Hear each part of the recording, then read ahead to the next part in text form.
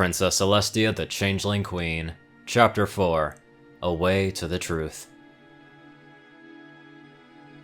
Truth is stranger than fiction, but it is because fiction is obliged to stick to possibilities. Truth isn't.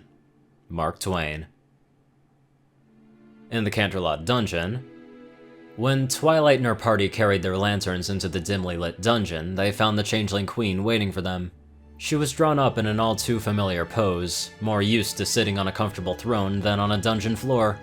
Now that Twilight had a good look at the Changeling, she found herself noticing some uncomfortable similarities to Celestia. The fur was gone, replaced by shell, and her mane, once a beautiful tricolor of green, blue, and pink, was replaced by a sickly turquoise green. The eyes, though. They changed from magenta to green, and had the same look, regal, yet warm. "Hello, my little ponies," said the queen courteously, even smiling a bit. The ponies gulped. They had only come down to check if the Changeling had woken up, not really expecting to find her awake. They had many questions, some trivial and some gravely important, but no pony was sure which one should be asked first. "Where is Princess Celestia?" inquired Twilight, breaking the silence.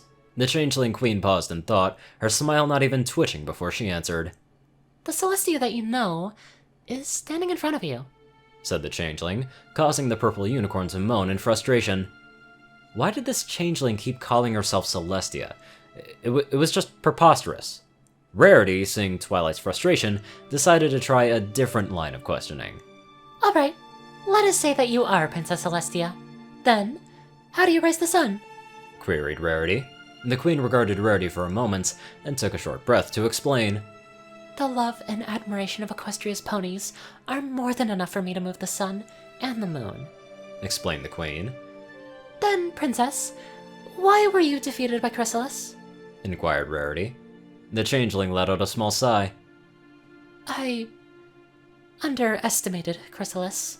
The love Shining Armor has for Cadence is consummate love, which is intimate, passionate, and devoted. While I do have a vast reservoir of praise and admiration collected over the years, it does not have the intense power of consummate love and is not easy to bring out." The Changeling Queen's gaze switched back to Shining Armor and Cadence. "It is the same love between Shining Armor and my niece that allowed them to cast the shield spell to repel the changelings." The interrogators, despite their apprehension, found themselves believing in the Queen's explanation. "Okay, that all sounds reasonable, but there's no way they can be Princess Celestia. She is an alicorn. You are a changeling," protested Twilight. "I may be a changeling, but I am Princess Celestia," replied the Queen calmly. "Prove it," ordered Twilight confidently. The Changeling paused, closing her eyes and sighing. She then turned to Applejack, who flinched slightly under the Queen's gaze. "Applejack, there is a real reason why I gave your family the land that is now Ponyville. Your great-grandparents helped me to cure a malignant magical tree blight that was affecting all of the apple trees in Equestria. I am quite sure that Granny Smith has told you this story when you became old enough," said the Changeling. "What? No, wait, that's not even in the history books." Twilight turned to Applejack, and then froze. Applejack's mouth hung open, her eyes wide in shock. "It's true. We Apple family didn't want any fancy smanchy reward or any credit for helping the princess, and only asked her for some Lanisettle," explained Applejack. The Changeling then turned to Shining Armor, who glared at her. "Shining Armor, you never told your parents or Twilight, but you failed the Officer Academy's entrance exam spectacularly. Now, why were you one of the few ponies who got into the Academy that year?" asked the Queen. Shining Armor's jaw dropped open, and his eyes expanded. Because it wasn't a test designed for cadets to succeed. It was a test to see whether they would cheat," said the Changeling and Shining Armor at the same time. Twilight gawked as her brother confirmed the Changeling's statement. Now, the Changeling turned to Cadence. "Cadence, your parents were the last descendants of the Crystal Empire's royal family. I told you this when I gave you that tiara that you now wear," continued the Changeling. The pink alicorn's eyes narrowed. "How do you know that?" demanded Cadence. "Because I'm Celestia, Cadence," said the Changeling gently. Twilight shook her head in denial, eyes shut. The question of what the Crystal Empire was nagged her, but she had bigger revelations to handle. No. There is no way this changeling could be Princess Celestia. But then, Why does she know so much about my friends and family? This has to be a trick, thought the unicorn. Stop stalling, Changeling! You're just a better spy than Chrysalis! Accused Rainbow Dash.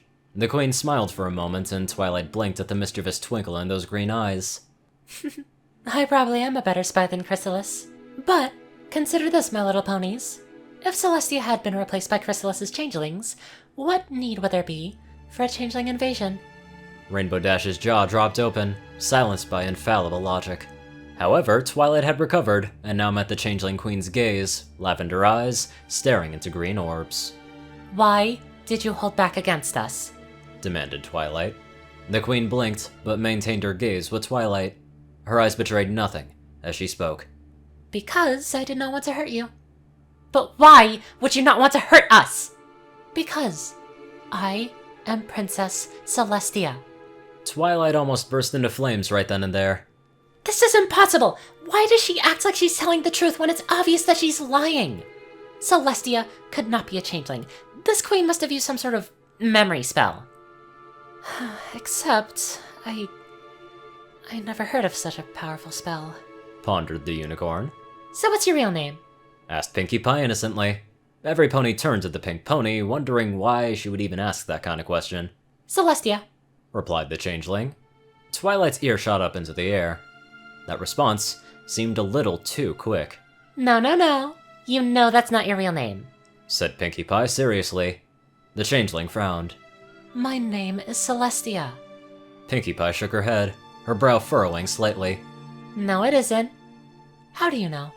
Asked the queen, raising an eyebrow and grinning mischievously. Pinkie Pie was undaunted and giggled. You stop a teensy weensy ever so slightly bit before you say Celestia. That and the way you say your own name sounds way too boring. I mean, isn't every pony supposed to be enthusiastic about their own name? Asked Pinkie Pie, smiling back. To every pony and dragon's surprise, the queen blinked and flinched at that question, as if she had been burned. What is a real name, Pinkie? Asked the changeling softly. The pink pony took a moment to reflect upon the question. Usually it's the name that your parents gave to you, but then again my real name is Pinkamena Diane Pie, but I always introduce myself as Pinkie Pie, so I guess you can decide your real name. But I don't think two ponies can share the same name. Although, I don't think any pony could stop you if you shared a name with some pony. Alternia. Pinkie and the rest of the interrogators stared at the changeling queen. Her armored head had lowered from its regal pose, and her eyes had closed. I think that would be my real name. Then you aren't Celestia? Said Twilight, rubbing her head. I am Celestia! Snapped Alternia, her teeth gritted, fangs flashing. You can't have two names, so which one are you? Demanded Twilight, pressing on. The queen got up and turned to the back of her cell, blinking furiously. For a moment, everyone thought that they saw the queen's eyes glint with tears. That thought was confirmed when the changeling lifted her leg to brush her eyes. This ever-so-slight gesture cemented itself into the interrogators' minds. I'm not sure, my faithful student, replied the changeling. The dejected tone in the queen's voice opened a pit of dread in Twilight's heart. But before she could act on that fear, she was interrupted. Niece, where have you been? We have been occupied with trying to defend Canterlot from a horde of changelings. Care to explain? Luna stopped and stared at the changeling queen behind bars. From Alternio's perspective. I quickly wiped my remaining tears away and twisted around, hoping that voice did not belong to the alicorn I dreaded seeing the most. It did. We're sapples. That was the first thought in my head when I saw Luna step into the dungeon. Can this get any worse? I failed to make my niece's wedding perfect. I let down Equestria. My identity gets stripped away in front of the ponies I love the most. My own student is interrogating me because she had seen me for the monster that I was. And now, Luna was going to find out my secret. Can this day get any worse? Oh, we forgot Princess Luna, gasped Spike before Twilight could stifle his comments. Oh, Spike. Twilight Sparkle, explain why this creature is in Canterlot! Commanded Luna.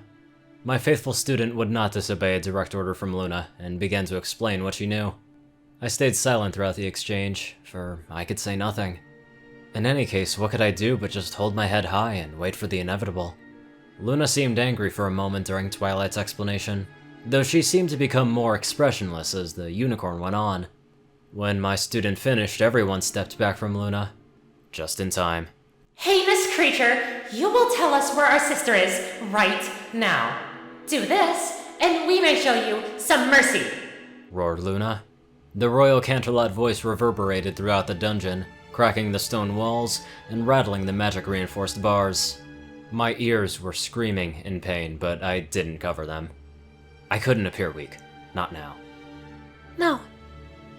No, I will not, I replied. My refusal was not taken well, and turquoise eyes flashed menacingly. I probably appeared undaunted, only my tail swishing nervously left and right. Inside, I was deathly frightened. I don't think I've ever been more afraid in my whole life. Why not? Dost thou not fear us? Bellowed Luna. I did fear her, but I dreaded more of what would happen if the truth was known. I fear you, but I cannot tell you, I answered. Tendrils of night blue magic wrapped around the steel bars, snapping them into pieces. Their spells of warding and reinforcements flashed briefly and then faded. As Luna advanced, I scurried backwards, but found myself wrapped up by her starry magic. If you will not tell us, we will pry the truth from you, bellowed Luna, her horn shimmering brightly. I shut my eyes and braced myself for the onslaught of pain. I was terrified that I would give in, but I resolved myself not to. This was my punishment. For breaking my promise. For failing my ponies. Stop! I then opened my eyes to see Fluttershy and Twilight stepping between me and Luna. They were both shaking with fear, but they didn't budge. Princess, you can't do this! Equestria outlawed torture a millennium ago! Spoke up Twilight. Please, Princess, I know you want to find your sister, but we can't do this! Whispered Fluttershy. The others nodded. I was tempted to breathe a sigh of relief, but I didn't want to push the little reprieve that I had been given. Oh, we know that very well, and we're not going to resort to that base form of questioning, said Luna. I blinked. So she wasn't going to torture me? Then what was she gonna do? I watched Luna apprehensively. The princess seemed to be examining Twilight, but why? Twilight Sparkle, we believe you deserve to know the truth as much as we do. So, will you aid us? We assure you, it will not hurt the Changeling. But how will you find Princess Celestia? Asked my student, echoing my own thought. Luna turned back towards me and her horn glowed. I suddenly felt a sense of drowsiness invade my head. It numbed my senses and caused my eyelids to close. As darkness set on and my hearing began to fade, I heard something that made my conscious mind wish that Luna had tortured me instead. We will look through her memories. Damn, Luna means business. She ain't messing around for shit. Quite the feisty princess there. Speaking of which, let's get on to our feisty donators. Top donators, Dash of Evergreen, Peter Coulthard, J Tinman, and Darkside. CourierCruz CI, Delta Omega, RuneScythe 9852, Dospo, Rhyny Dragonwolf, Secret Moon, Tal Rasha, The Toilet Snake, Cerberus, Starlight Glimmer, Squiddy Boy, David E. Sanchez, Soul Dragon, Gaggy, Trey, Shadow Drake, Joe Piercy, Alex F., Rainbow Dash, TLK Anderson, TV Killer, and John Becker. Thank you all so much for watching this video, live life to the fullest, and don't get in trouble with Luna, 'cause it certainly sounds like a shit show.